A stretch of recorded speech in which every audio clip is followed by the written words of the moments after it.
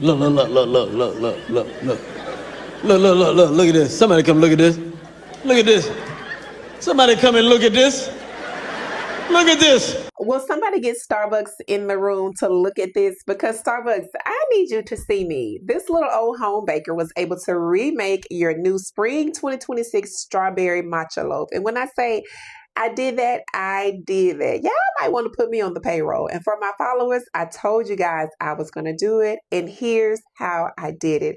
I started with 1 box of white cake mix. Do not follow the instructions on the box. I use white cake mix, white chocolate Jell-O pudding, buttermilk, eggs, melted butter, vanilla extract, all of that good stuff. No worries. I'm going to put the full recipe in the caption as always.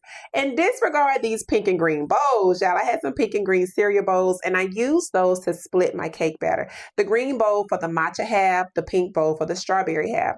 I weighed each of the batters to make sure that they weighed the same, just so that the cake batters could be distributed evenly. I went in with 1.5 tablespoons of pure matcha leaf, stirred it up, got my green batter, got my matcha flavor. And then for my strawberry mix, I went in with some freeze-dried crushed strawberries as well as some Jell-O powder and a little bit of pink food coloring to get my strawberry half. Mix it all up together. Got the beautiful, vibrant pink color that I wanted for my strawberry half of the cake.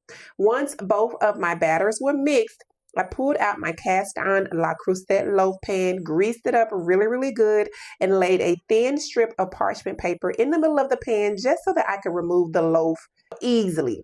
Went in and layered each of my batters in there, pink and green, pink and green, pink and green, being sure not to fill my pan up all the way, only about 3/4 of the way. I took a skewer, went down the middle, did a figure 8 up and down the sides to get the beautiful swirl in my loaf pattern. Preheated my oven to 325. I baked my cake for right at an hour, 15 hour and 20 minutes. And y'all, it turned out beautiful. I let it sit up overnight to cool all the way. I made a vanilla pink glaze, super thick to go across the top of my strawberry matcha loaf. Looks just like Starbucks, has that pink glaze on top. Y'all, I sliced it up and baby, she is absolutely gorgeous. Okay, do y'all see this?